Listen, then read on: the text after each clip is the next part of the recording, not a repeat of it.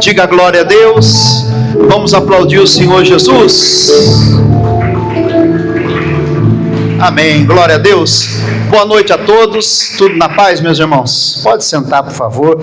Sejam bem-vindos em nome de Jesus ao nosso quarto culto de hoje, né? Toda a quarta-feira, 9 da manhã, meio-dia, 15 e 19 e 30. E nas quartas-feiras nós estamos fazendo um passeio no livro de Neemias. E hoje nós chegamos ao 11º capítulo, né? Nós sabemos um pouquinho da história de Neemias, que ele soube a respeito da situação em que Jerusalém se encontrava, que eles estavam, né, em cativeiro, e estavam também a cidade destruída, queimada a fogo, o povo em grande miséria, em aperto. E ele se declara: então era eu copeiro do rei. Então ele diz: quem sou eu? Eu sou apenas, não menosprezando a ninguém, a profissão de ninguém, diminuindo. Cada profissão, cada trabalho é digno, né? Sendo honesto. Mas ele disse: olha, o que um copeiro do rei pode fazer diante, né, das autoridades? Então ele clamou àquele que é maior do que todos, que é o Senhor. Ele disse: eu estive orando e jejuando por algum tempo. Ele chorou, como qualquer ser humano, né? A humanidade, até o próprio Senhor Jesus mostra isso, né? O Davi, diante de uma dificuldade, chorou, mas em seguida ele se pôs a buscar a Deus, jejuou e orou, e Deus então deu a ele a direção, que ele falasse com o rei e pedisse a bênção, a autorização para ir até Jerusalém e reconstruir a cidade, né? É meio que loucura, né? Como é que você vai pedir para quem destruiu a cidade para reconstruir? Mas ele disse, e ele concedeu conforme a boa mão do Senhor que estava sobre mim. Então, quando a gente ora, Deus ele abre as portas. Então ele foi até o local, ele começou a andar, ele começou a ver a situação que se encontrava e colocou em prática o que ele planejou. Começou a obra, e nós vimos também que quando você começa a obra para Deus, o diabo se levanta. Levantou-se Sambalate, Tobias, Gesem, Noadias, a profetisa, nem tantos outros, e eles mudavam de estratégia. Primeiro zombaram, depois confrontaram, depois eles ameaçaram dizer para o rei Artaxerxes, né, que ele estava, na verdade, não querendo o bem de Israel, o bem do povo de Deus, né, de Jerusalém.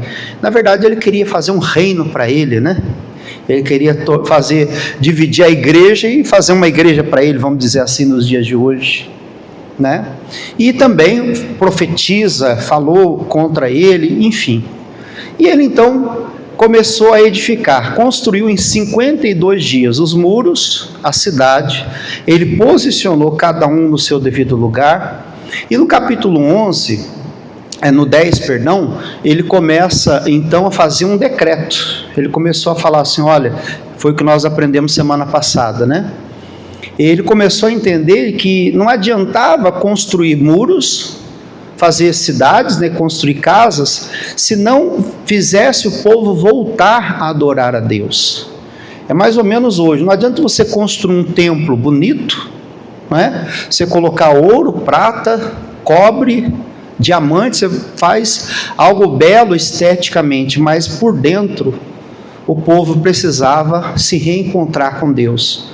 Foi isso que fez que eles fossem para o cativeiro. Então, o que nos leva para o cativeiro é o pecado, é a desobediência, é deixar de seguir e servir ao Senhor. Então ele falou: se o povo voltar, mas não adorar a Deus, eles vão cair na mão, né, dos inimigos novamente. Então ele começou a ensinar o povo, abriu a lei, começou a colocar o sacerdote, o levita, e alguns na obra de Deus. Falou: vamos começar a abrir a igreja, cada um vai começar a fazer a obra, um vai cantar, outro vai orar, outro vai levantar a coleta, né, as ofertas, e assim instituiu novamente a adoração a Deus. E no capítulo 11, ele fala aqui, ó, veja só, versículo 1, diz assim: e os príncipes do povo habitaram em Jerusalém, mas o resto do povo lançou sortes para tirar um de 10, para que habitasse na santa cidade de Jerusalém, e as 9 partes nas outras cidades.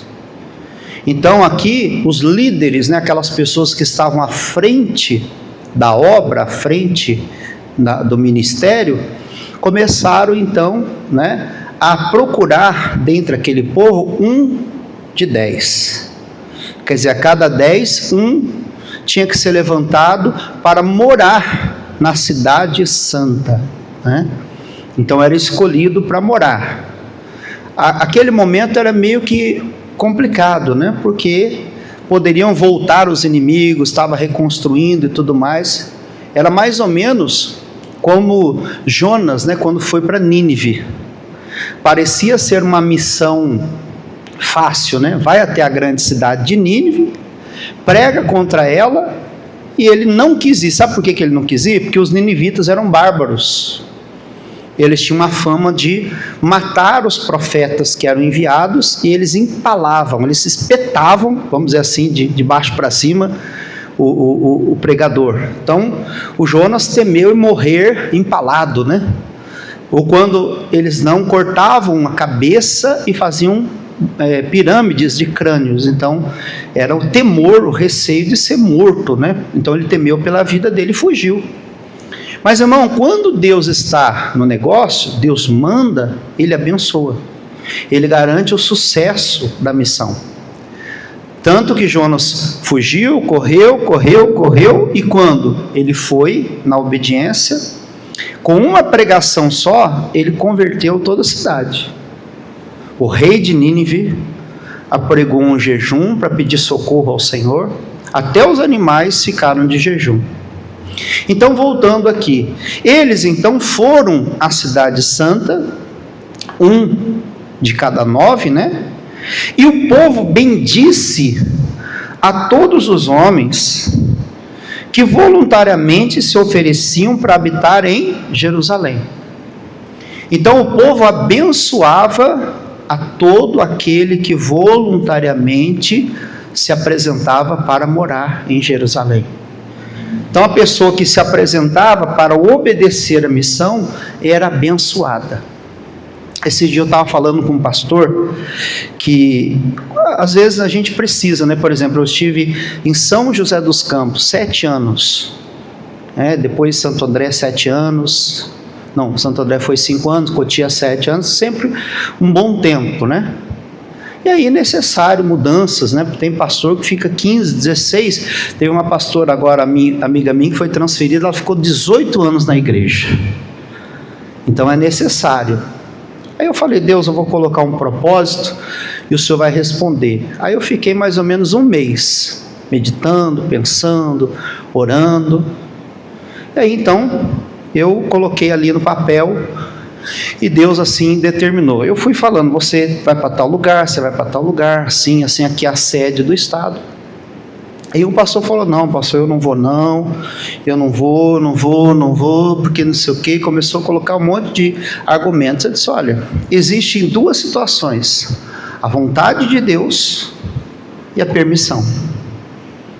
A vontade e a permissão. Onde é que está a bênção de Deus? Na vontade ou na permissão? Na vontade. Então, quando eu voluntariamente me disponho a cumprir a vontade de Deus, olha aqui, ó, e o povo bendisse aos homens que voluntariamente se ofereciam. Então, quando Deus me dá uma missão e eu, de coração, voluntariedade é isso, é de corpo e alma. Eu falei, pastor, você vai de corpo e alma? O seu corpo vai, mas a sua alma vai também. Se a sua alma não for, não adianta, não vai prosperar, não vai ser bem sucedido. Porque a Bíblia fala que aonde está o teu coração, ali está o teu tesouro, não é isso? Onde você está com o coração, ali você vai encontrar coisas valiosas, né? Bom, aí então, se a pessoa disser, eu vou, mesmo que seja um trabalho difícil, uma missão árdua, uma missão que eu tenho que suar, dar trabalho, mas eu vou cumprir a missão. Deus vai me usar, eu vou fazer a diferença. Eu estou na plena vontade do Senhor, a bênção vai alcançar a minha vida. E se eu não tiver? Tem muita gente que está na permissão. Às vezes a pessoa encontra lá um problema e sai do ministério, da igreja, né? Sai da igreja, sai do ministério, joga tudo para o alto. Deus mandou fazer isso? Não. Então, se eu faço aquilo que Deus não mandou eu fazer, eu saio da vontade e eu entro na permissão. Eu deixo de receber de Deus o que Ele tem para mim e eu começo a ficar na minha própria mão. Eu estou por conta própria, né? Eu estou por conta própria. Aqui o povo abençoou, o povo bendisse a todos os homens que voluntariamente, ou seja, de corpo e alma, de todo o coração, não é? Se ofereciam para habitar em Jerusalém. Eles disseram: eu vou. Tem desafio, tem trabalho, não é? Eu vou lá. Pode contar comigo. Conta comigo, Senhor, nessa obra, nessa missão. Toda pessoa que ia era abençoado por Deus e pelo povo. E diz: e estes são os chefes da província que habitaram em Jerusalém. Porém, nas cidades de Judá habitou cada um na sua possessão, na sua propriedade. Nas suas cidades, a saber, Israel. Os sacerdotes levitas e os netineus. Me chamou a atenção, irmão, essa palavra netineu. E eu fui pesquisar, fazendo uma pesquisa rasa, vamos dizer assim, sobre isso. Sacerdotes e levitas eram aqueles que estavam à frente da obra, né? Era o pastor, era o ministro de louvor, o obreiro, aquela pessoa que encabeça a obra, que tem uma posição de destaque, que fica em pé para ensinar o povo, que fica ali, né, sempre ali na posição de destaque, né? Mas o netineu, ele era aquela pessoa que ficava nos bastidores. Eram pessoas que tinham funções, assim, digamos assim, que não era muito vista pela população, mas era vista por Deus. Eles rachavam lenha, buscavam água, faziam aquele ministério cotidiano, né, pessoal? Aquela coisa que ninguém vê. Eu lembro que eu tinha um ministro de louvor, hoje ele é pastor Jorge. Pastor Jorge, quando eu cheguei na igreja, em Cruzeiro, ele tinha tanta vergonha, tanta vergonha, mas tocava super bem guitarra, cantava bem, canta, né, até hoje, mas ele ficava atrás da cortina. A igreja tinha uma cortina, né, não é igual aqui o painel, era uma cortina azul, e o que ele fazia? Tinha vergonha, tocava bem, cantava bem, mas tinha vergonha, ele ficava tocando atrás da cortina, parecia o Sombra do Ratinho, né, aí ficava lá, tocava super bem. Falei: irmão, sai daí de trás da cortina, irmão. Voltando, é o bastidor, né? Mas o netineu é aquela pessoa que não tinha destaque, não estava em evidência, não era vista pelas pessoas, mas era vista por Deus. E talvez você seja uma pessoa que não tem até esse chamado. Pastor, não tem chamado para pregar, para ficar aí no altar, na frente da TV, na frente do microfone do rádio, na internet. Eu não tenho chamado para colocar um uniforme e ficar ali à disposição como soldado. Mas eu sou aquela pessoa, pastor, que o Senhor tem um intercessor da igreja.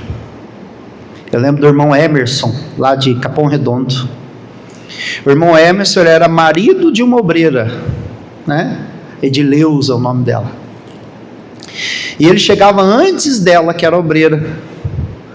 Ele chegava, ele dobrava os joelhos, ele orava 1 hora antes de cada culto que ele ia, quarta, sexta, domingo.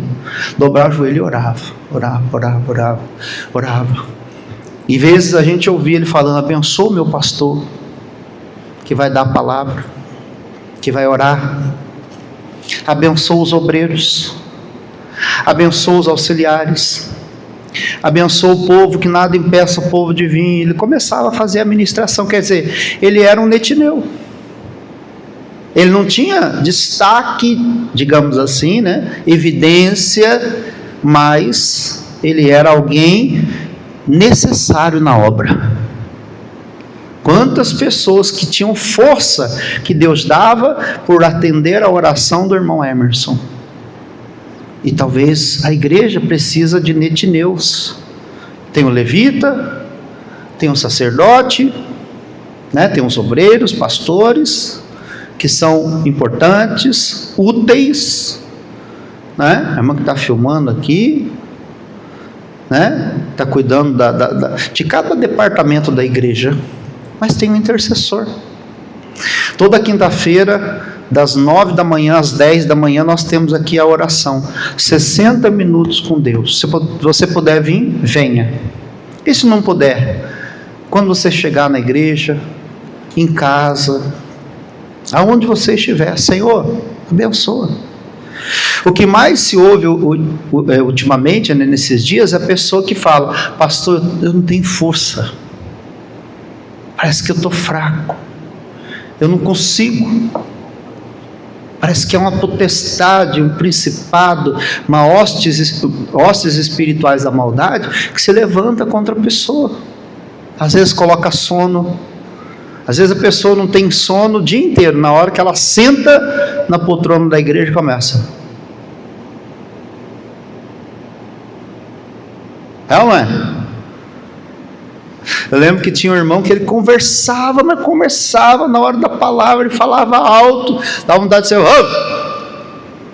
né? Aí acabava o culto, ele ia embora, saia correndo. Eu falava, irmão, vem cá, conversa agora, irmão, faz amizade, né? Você parece estar meio desregulado, né? Aí ele fala, eu não volto mais nessa igreja que não pode conversar. Antes, conversa, sim ou não? Conversa. Depois, conversa, faz amizade com todo mundo. Mas ele vai querer conversar quando? Na hora que não é para conversar. Se falasse ainda, fizesse um comentário, a palavra hoje, né, o pastor está falando aí dos levitas, dos netineus, né, olha que benção. Não, está falando assim, e o Flamengo? E o Vasco? E o Corinthians? Coisa aleatória, né? E o BBB? Bom, bonito, barato. Irmão, os netineus, eles eram pessoas que não tinham destaque nem evidência. Mas, irmão, pode ter certeza, tinha uma utilidade, uma participação tremenda no templo, na obra do Senhor. Esses dias eu vi um videozinho, cidadão, não menosprezando ninguém, por favor, sempre com essa ressalva, né? Não é isso, mas para a gente entender bem. Ele falou assim: se o prefeito da sua cidade faltar um mês, deixar de ir na prefeitura um mês e não trabalhar, você não vai sentir a falta dele. Mas se o lixeiro da sua rua, o coletor, né, ficar um dia sem ir, você vai sentir a falta dele. É ou não é verdade? Talvez a posição dele não é tão de destaque quanto do prefeito, não passa na TV, nem na rádio, nada, né, não dá entrevista e tudo, mas a participação dele é extremamente necessária. Na obra, dentro da nossa família. Talvez você é um netineu de oração. Ai, pastor, eu estou aqui, mas cadê meu filho? Cadê meu marido? Cadê minha esposa? Mas, irmão, se você não orar por ele todo dia, dobrar o joelho, interceder e abençoar, talvez o diabo já teria tragado há muito tempo. Talvez a morte já teria encontrado aquela pessoa, ela já estaria perdida no inferno, se não fosse sua intercessão. Então nós temos sim que colocar como objetivo: eu e a minha casa serviremos ao Senhor. Mas a maior bênção do Evangelho é crer no Senhor Jesus, será salvo tu, a tua casa. Enquanto não vem a servidão ao Senhor, todo mundo servindo na igreja, coloca como objetivo: Deus, a salvação, a maior bênção. Se não fosse a tua oração. O irmão falou uma vez, capotou o carro várias vezes, e ele falou, rapaz, eu tenho uma sorte. A mulher dele, que era da igreja, a irmã Fátima, ela falava rasgado mesmo, ela falava, tua sorte é meu joelhão no chão na quarta-feira na igreja. Não vai orar para você ver se você já não estava morto. E é verdade. Ele capotou o Monza dele lá várias vezes, irmão, olhando assim, falei, morreu. Aí saiu ileso. E ele atribui o que? O livramento? A sorte. Eu tenho corpo fechado. Não, é a oração da esposa. É o Netineu, que não é visto. Talvez ele não vê ela orando, talvez ele não valorize muito o que ela faz na igreja, mas se não fosse isso, há tempo ele já teria sido destruído. Há tempo o diabo já teria tragado a vida e a alma dele. Quem está entendendo? Então aqui diz, e estes são chefes na província que habitaram em Jerusalém, nas cidades de Judá, habitou cada um na sua possessão, cada um na sua posse, na sua área, na sua região, cada um lutando pelo seu povo, pela sua casa, pela sua família, irmão. Entenda, se nós nos conscientizarmos disso, toda a igreja evangélica estaria cheia, lotada. Pastor, ora por mim, clama por mim, roga por mim, intercede nas madrugadas. Amém, eis-me aqui. Mas vamos juntos, eu e você? Vamos unir a fé? Vamos? Eu estou aqui para isso. Você está orando, se posicionando na sua possessão, na sua terra, no seu povo? Ou você está esperando que outro faça isso por você? Pastor, eu sou Netineu na minha casa. Ainda que meu marido não veja, minha esposa não veja, meus filhos não vejam, não reconheçam, pastor, mas Deus, Ele vê. Deus, Ele vai honrar, Ele vai recompensar. E terminando diz assim, os filhos dos servos de Salomão eram pessoas que serviam a Salomão. Importância, irmão, de fazer os filhos servirem ao Senhor também, porque os filhos dos servos, tinham os servos de Salomão e os filhos deles estavam ali também. Filho de pastor, filho de obreiro, filho de membro. Tem esse negócio de filho de pastor, pastorzinho é. Filho de peixe, peixinho é. Filho de obreiro, obreirinho é. Não é por associação, mas o certo é isso. Meu filho fala, olha, se eu não tiver chamado para ser pastor, amém. Se eu tiver, amém também. E se eu não tiver, eu vou ser um bom servo de Deus. Eu vou ser, como diz aqui, né, filho dos servos, não de Salomão, mas de Jesus Cristo. Eu sirvo a Deus igual meu pai serve, igual minha mãe serve. Não é porque eu sou por associação, né? É o que o pessoal lá fora chama osmose, né? Por associação. Porque está junto ali, então pega o jeito, né? Imita, né? Ai, que bonitinho, olha lá ele orando, tá lá assim. Não, é igual, tá fazendo igual, imitando. Não, tem que ter vida com Deus. E eles tinham vida com Deus porque passou-se gerações e eles continuavam servindo a Deus, igual os pais serviam a Salomão. E terminando, habitaram, pois, em Jerusalém alguns dos filhos de Judá, os filhos de Benjamim. Aí começa a descrever, irmãos, várias famílias, né? Vamos falar assim, e habitou em Jerusalém, na Igreja da Graça, em Vitória, no Espírito Santo, na Grande Vitória, né? A família Gonçalves. Como é que é o nome do sobrenome do senhor? Fabre, a família Fabre, a família Brito, né? Família Cunha, e assim por diante. Fala o nome da sua família aí. Isso. Então foi descrevendo. Quem habitava, estava todo dia lá, estava sempre na igreja, né? Porque tem gente que não fica, habitar é estar todo dia, né, pessoal? Sempre ali, né? Tem gente que não habita, visita, de vez em quando. Me perdoa ser repetitivo, mas vou repetir, pessoal, até que haja despertamento. Qual o dia que mais enche a igreja? Santa Ceia. Quer dizer que, além dos que já vêm, aumenta-se mais sempre naquele dia. Por quê? Porque tem gente que só vem na Santa Ceia, e não devia ser assim, não devia. Então eles habitavam, moravam ali, e começou a falar, a família de fulano, a família de cicrano, a família de beltrano, eles estavam ali lutando pelas suas famílias, representando as suas famílias diante de Deus, servindo a Deus, honrando a Deus. E diz, vamos pular para o versículo 20, e o resto de Israel, dos sacerdotes, levitas, esteve todas as cidades de Judá, cada um na sua herdade, então cada um no seu quadrado, né? Cada um defendendo a sua propriedade, o seu pedaço, o seu quadrante. Quem é mais interessado na salvação da tua família? Eu ou você? Na salvação da tua família, quem deve ser mais interessado? É você. Então eu vou estar aqui na igreja, os sacerdotes, os levitas, os netineus, todos aqueles fazem parte da obra, mas, pastor, eu sou mais interessado.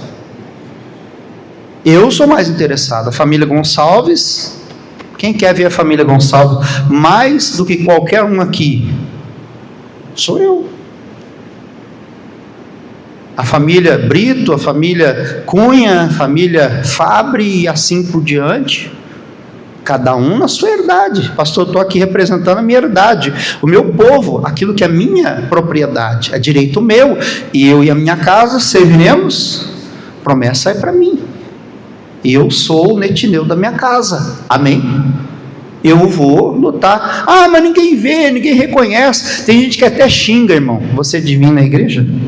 Chama você de bobo, perdão a palavra, de otário, que você fica dando dinheiro para a igreja. Vai lá, fazer o que na igreja? Não é assim que você ganha? Ao invés de você ganhar elogio, você ganha xingamento. Mas Deus está vendo. E Deus vai recompensar. Se você vier de corpo e alma, Deus vai se lembrar de você e vai te honrar. Não é em vão. E diz, os netineus habitavam em Ofeu, Zia e Gispa presidiam sobre os netineus, então tinha um líder sobre eles. Irmão, tem líder, tem pessoas que tomam a frente para fazer o que não presta, tomam a frente. Eu lembro que estava na igreja, na transição de culto, ou seja, quando termina um e começa o outro. Às vezes, se a gente ficar muito inspirado, até emenda, né? Aí nessa transição, os obreiros tiveram reunião e acabaram esquecendo de fazer a limpeza no banheiro da igreja. Aí a pessoa entrou, viu lá que estava faltando papel higiênico e gritou: aonde é que está o papel higiênico dessa igreja? Aonde é que eu estou colocando o meu dízimo? Aí todo mundo ficou aquele burburinho: nossa, olha só, ai meu Deus, e não sei o que. Quer dizer, estava liderando para quê? Para o bem ou para o mal? Para o mal. Mas uma pessoa, irmão, que é, como aqui, ó, a Zia e Gispa presidiam sobre eles, tem que chegar e falar: amigo, tudo, vem cá, deixa eu só dar um toque para você, né? Tá faltando lá, se precisar de ajuda, eu ajudo. Se precisar comprar alguma coisa, eu não sei, a gente dá um jeito aqui. É ou não é? Essa pessoa, irmão, ela vai ajudar a salvar. Se ela agir com maldade, ela vai ajudar o que? A destruir a fé das pessoas. Tem líder para ajudar e tem líder para atrapalhar. Tem pessoas que inspiram outras pessoas, estimulam para fazer o que é bom. Ah, tá sujo, irmão, vamos limpar aqui, vamos fazer uma obra bonita para gente. Ah, o pastor não vai ver, não vai bater palma, e daí? O problema é dele. Eu quero que Deus olhe para nós, amém? E irmão, terminando, aí fala, né, descreve aqui todos, né, superintendentes, a família tal, no versículo 33 fala em Hazor, Ramá, Gitaim, Hadid, Zeboim, Nebalate, Lode, Ono, no Vale dos Artífices, e alguns levitas que habitaram nos repartimentos de Judá e de Benjamim. Basta para nós. Encerramos assim o capítulo 11. Semana que vem o 12, e na outra semana, se Deus assim permitir, o 13. Mas guarde isso. Haviam levitas, sacerdotes, netineus. Pastor, tem chamado para ser um levita, a cantar, para cuidar da casa do Senhor. Tem chamado para ser um pregador. Nós estamos precisando. Eu falei que nós temos que colocar aí uma igreja da graça em cada cidade do estado do Espírito Santo. Cada cidade, pelo menos uma. Quantos municípios são? 70 e alguma coisa, né? 78? Então falta um pouquinho ainda. Falta muito, aliás, né? Eis-me aqui, Senhor. Não, pastor, eu me identifiquei, como o senhor falou aí, no Netineu. Eu não tenho tanta evidência diante dos homens, mas tenho um valor muito grande aos olhos de Deus. Amém? Você vê uma brecha, você tapa. Você vê ali a oportunidade de ajudar, você ajuda. Você vê o mal se instalando, você vai lá e já destrói o mal. Deus está procurando netineus. Amém? Em nome de Jesus.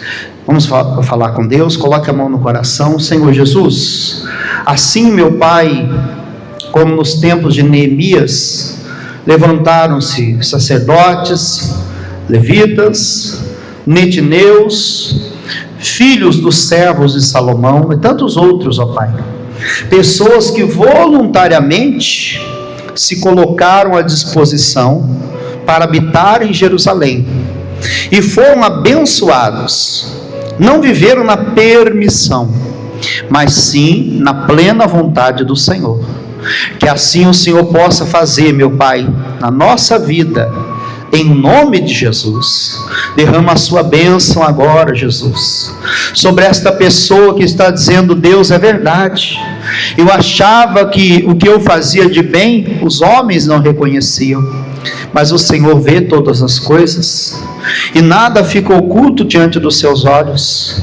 O Senhor é um Deus generoso, é um Deus que retribui a cada esforço, meu Deus, a cada empenho. Que o Senhor abençoe, meu Deus, os netineus de hoje, pessoas, ó Pai, que hoje estão à disposição da sua obra, que nos bastidores, sem, meu Deus, o reconhecimento humano, sem a evidência humana, mas estão, meu Deus, colaborando, contribuindo, estão, meu Deus, fazendo a tua vontade, estão intercedendo, meu Deus querido, pelos pregadores, pelas igrejas, que estão colaborando, meu Deus, como é o ministério do patrocinador. Nós não conhecemos, ó Deus, diz o missionário R.R. Soares, que só vamos, ó Deus, reconhecer lá no céu. Pai, que o Senhor abençoe, meu Deus, a todos, dizimistas, ofertantes, patrocinadores, pessoas, ó Deus, que com amor, meu Pai, se esforçam para que a obra se mantenha de pé e ela possa avançar. Deus o abençoa a todos, assim como o povo em Jerusalém abençoou, meu Deus, aqueles homens,